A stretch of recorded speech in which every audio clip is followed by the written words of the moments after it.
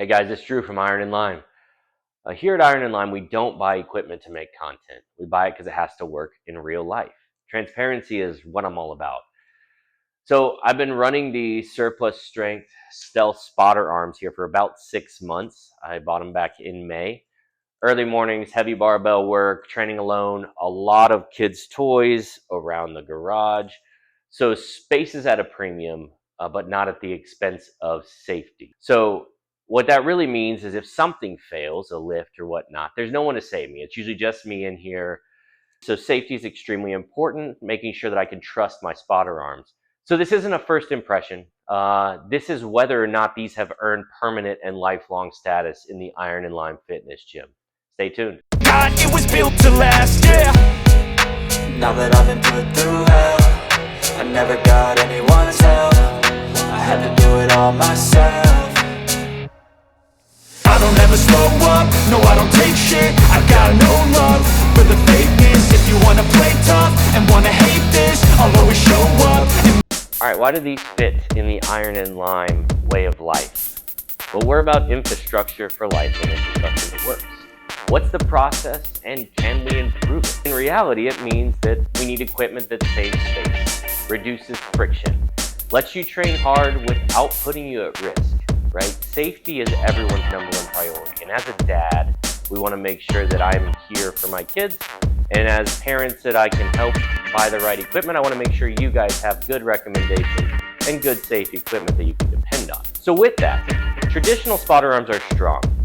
They can be bulky though, they stick out, they clutter the rack, they're hard to store, sometimes they're annoying, and sometimes people don't use them. That's a safety problem. I started out with the Rogue Safety Spotter Arm 2.0s. Fantastic. You could drop a truck on them. They were super solid, however they took up a ton of space. I've been around long enough to know that anything that's too annoying to use safety-wise gets ignored sometimes, and that's not the vibe that we want to promote in this gym, and that's not what I recommend.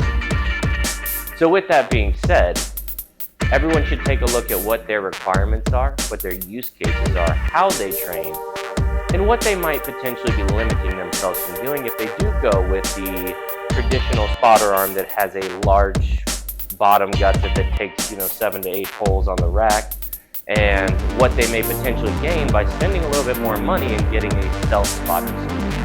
All right, so what's the design overview? Why do stealth spotters exist? Well, it's simple. A stealth spotter only takes up about 7 inches on the rack, or 3 holes, as you can see, maybe 4. And most traditional spotter arms take up 12 to 14 inches, or 7 to 8 holes. So in a garage gym, that difference is astronomical. It's huge. When you're talking about 3 holes versus 8 holes, that means I can go ahead and take this and slide it here, where I only have 4 holes of room, and I don't have to move my safety straps because maybe I was doing RDLs on those. I didn't want to move this around, and now I can fit this right here. So maybe I want to do some low bar work, and I want to load it up without having to pick up each side of the bar. So I want to do some RDLs or some barbell rows. And having that spotter arm be from holes 1 to 4, 1 to 3 is hugely beneficial versus like something like a Rogue Safety Spotter Arm 2.0, where the lowest hole I can get to is maybe 7 or 8, and have to kind of sacrifice that. So that would limit me to only being able to do that low bar work inside the rack, where my safety straps or my flip down safeties are able to go low enough. By having a pair of the stealth spotters, I'm able to kind of open up the potential and the variability of my workouts to ensure that I can utilize every portion of that beautiful 3x3 upright that has 1 inch holes every 2 inches. And the stealth spotters really give you the ability to kind of be your own creative programmer, if you will, when it comes to doing low and high work with your upright. All right, let's get to the specifications. I'm not going to belabor this. These are just the facts. You can go to the website and read about this if you want. I've never been a big understander of, it's 7 gauge, it's 11 gauge. I understand the concept, it's stronger, but in reality, These things are massively sturdy. The steel is thick. The owner of the company has a video where he's actually dropping a heavy loaded barbell, like 600 plus pounds on them. They hold up. I myself have had 420 on them for deadlift. I've dropped 315 on them a couple times, not perfectly, but as you can see with the UHMW, it holds up well.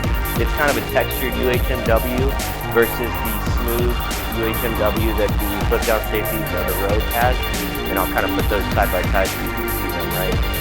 But I say all that to say these specs sound great, but at the end of the day, these arms are something that when you feel that you know you can trust them, they are just absolutely solid in your hand, yet somehow they still balance that with being relatively light, coming in around 25 pounds. So with that being said, let's just get the numbers out there. Total 27 inches long, it's 20 inches of usable space. There's about 7 inches that it takes up on your rack, or about 3 holes. I would really bake in 4 holes if you're planning other attachments for swinging in. 25 pounds per arm, feels pretty light, easy to slide in. It's steel, which if you feel that versus the Rogue 11 gauge, it feels massively just thick. It's a 1-inch welded stainless steel pin, which is nice. It's got a rear locking pin you can slide. I use the Fringe Sport mag pins, but Surplus Strength also sells speed pins that you can buy as well. It has got UHMW on kind of all components that would potentially come into contact with anything, and it's compatible with all kinds of racks. It's got inline and offset hole patterns, so it'll work with Rep, Rogue, Sorinex, Bells of Steel, other similar 1-inch systems, right? If it's that same ecosystem, this will work for it. So what does that mean, right? This isn't a clever engineering marvel. This is just truly a better solution for how to ensure that you're safe. And if you do miss a rep, you know that, one, you can put this exactly where it needs to go, whether it's super low or super high or in between attachments. And two, that you know with the strength that they built this with and the quality construction, that it will be able to actually catch the weight and support you, even though it doesn't have that massive lower portion that's the support portion that you'll see in like a Rogue or a Sorinex off-the-shelf solution. So just things to consider. So let's talk about build quality after 6 months of use. And I'm going on month 7 now. 6 months in, nothing's changed. There's been no loose anything. I haven't had any issues. Nothing shifted. Nothing feels tired. Even the UHMW where the bars hit feels pretty solid, looks pretty good. So it's a little scratched, right? And that's because it's doing its job. Steel's not bending. The welds are clean. I mean, they really good looking welds, right? A little different than the machine welds that you'll see in maybe a larger company, but I kind of like that. I like knowing that somebody had their hands on this and they looked at it and they made sure that it was what it was supposed to be before it went out the door, right? And at this price point, that's what I expect. I'm trusting somebody to make sure that I'm safe at 5 in the morning, right? I need my spotter arms to be boring and reliable. All right, so let's talk about my real misses and the real confidence that I have in these. So I train alone the vast majority of the time. Sometimes I'll have people in on Saturdays, or some of my buddies will come, or people from the neighborhood will come, lift and whatnot. But for the most part, it's just me in here alone. And that's the reality for a lot of dads and moms, for a lot of military folks that are trying to get training in before life takes over, right? So I've dumped squats onto these, dumped RDLs, deadlifts, bench presses for sure. It saved me from a ton of bench presses, right? There's been no bounce. There's been no sketchy flexing. Nothing that was concerning at all, right? Every time that I've unracked weight, and maybe it was a little heavier than I thought I could lift, no part of me ever thought that the surplus strength stealth spotters weren't going to be there to save the day in the event the rep failed. So confidence matters, right? If you don't trust your safety equipment, you'll subconsciously hold back. These spotter arms really let you train honestly, and that's what's beautiful about it. One thing I will say that was an actual miss that I would change about surplus strength spotter arms, and it actually is going to be talked about with the speed pins later on, is the taper on the stainless steel pin. If you look at the Fringe Sport pins, it's a little bit more rounded. and the surplus strength spotter arm pins are a little bit more abrupt, I guess, squared off, if you will. There's been a few times now, and I run into the same issue with the bells of steel pin when you're trying to put it through. If it doesn't catch the hole right, it's a little bit hard. You have to kind of readjust and slide it in. So these are 25 pounds, right? But when you're in the middle of a workout, not having the rounded taper on the pin, it has been a little bit of a drawback. However, it's a pretty small one, but that's still something that I would change if I were to change anything about it. So a non-negotiable with them, right? You need to put the pins in. So there's a hole on the back where you can put the pin in, and it will keep it from sliding out, right? If you don't pin them, you'll get some play, and it may potentially actually slide off. So it's not a defect, that's just you not using them how you're supposed to, right? So pin them every time. Ensure that safety is paramount and that you're doing the right thing. Even in the situation that I ran into where I can't use them on the middle rack because I can't get the pins around the shrouds, they have shorty pins that you can slide in there in the event you need to. The lazy way is just to kind of not pin them, or sometimes I'll slide a pin in the side, which really does nothing. But I would definitely recommend, if you're lifting with these and there's a potential to fail a rep, always ensure that you insert the pin in the back properly. All right, so what does the day-to-day flow look like with them? I think this is the part that a lot of reviews don't talk about. I use them every single day, every workout. They don't become annoying. There were times I didn't use the Rogue ones because I didn't want to take them off the wall, or they were really heavy, or they didn't fit where I needed them to fit. These are much easier to live with. So if you want to leave them mounted, easy. They adjust quickly. They don't interfere with cable work. There's no like rotating and pulling. You literally just kind of pull them out, slide them up, push them back in. Pull them out, push them back in. Pin. It's that easy. Less friction equals more consistency, better lifting, more use. So it's not motivational, it's just math, but I do recommend these for those lifters that really want an easy solution, but also want to be safe at the same time. So let's talk about storage. It's a big win. One thing I didn't expect to appreciate as much as I do now is how cleanly they store. So when they're not on the rack, they live perfectly on my Monster 3 tier rack. I just pull it off, I store it there, it's out of the way. There's no awkwardness. The Rogue ones basically took up both of my storage uprights, the strip uprights on the wall. So these have completely changed the game when it comes to that. And as a dad, being able to store something out of the way and just super cleanly and quickly, it makes a world of difference.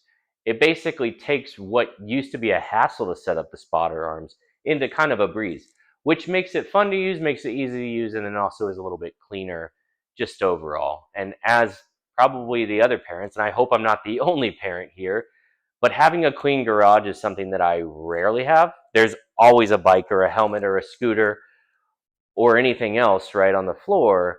So it's a big deal if I know that my equipment has a place. So if I know I can pull this off the rack when I'm done with it and take it and throw it on this dumbbell storage and be done with it, that's a big stress relief to me. All right, let's talk about the speed pins, mag pins, and the stainless steel pin. So I originally ordered these with the surplus strength speed pins, which is basically surplus strength's version of mag pins, or for Rogue, it's their kind of pins that go into their attachments, right? So they're fine. They worked. I'll be honest though, the taper was the same taper that's on this stainless steel pin. And I think that's something that Fringe Sport really did well, was the rounded taper and still leaving room for the hole. So there was nothing wrong with these speed pins, but they were more expensive than the Fringe Sport ones. They didn't have the taper.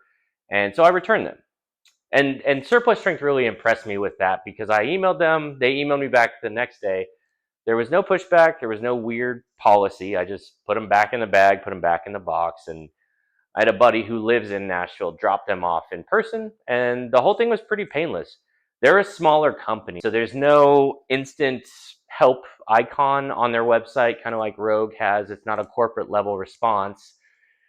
But that's reality, right? And that's kind of the benefit of working with a small company is you're talking to a person that lives it. So they handled it professionally, reasonable, without drama. So big respect to Surplus Strength for their return process, which it's small scale, it's limited in scale.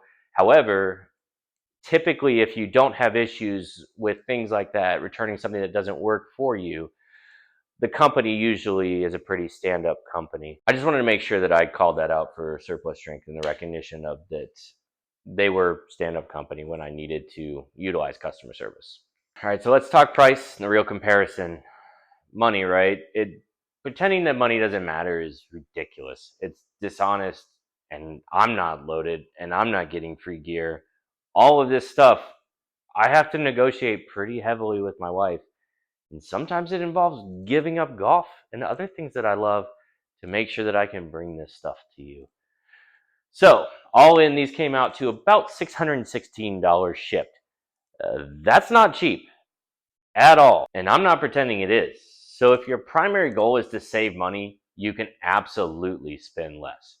For example, a set of really good Rogue Monster Safety Spotter Arm 2.0s goes for about $351 shipped.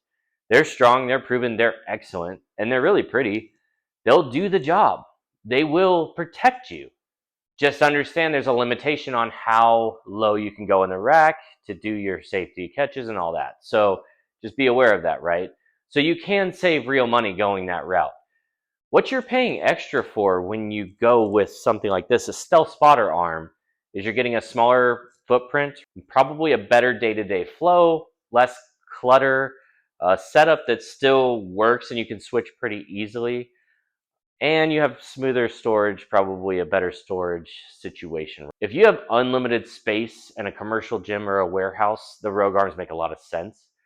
If you train in a garage that also does other things, like my garage does, every inch matters. And being able to store these seamlessly and use these seamlessly is a big deal. And for me, that's worth the extra money spent. All right, so who are these for?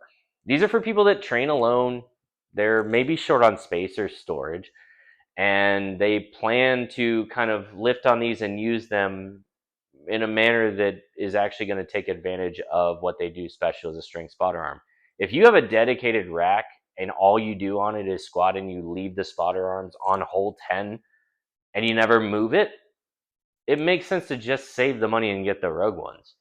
But if these are your spotter arm solution and you're moving them up and down and you're doing many different workouts within your programming, then buy what fits your reality. Just make sure you understand that you're going to spend a little bit more, but you're also getting more capability. All right, so the final verdict, right? These have earned a permanent rack status in Iron and Lime Fitness. These are going to be my spotter solutions going forward. I don't plan to ever change. I may get a new set or replace the UHMW, but I really do buy for life, or I try to, as I'm selling my FM6 to then procure an Indy and a standalone CTM1. I try to buy for life. These things are not hype, they're actual quality, and they ensure that you're reducing risk by increasing, ease of training. So that's really what good strength equipment is about, and good infrastructure. Here at Iron and Lime, we give Surplus Strength Stealth Spotter arms our highest recommendation. Well, thanks. This is Drew from Iron and Lime, and I hope that you stay strong. So strength for life, fitness for all. Thank you.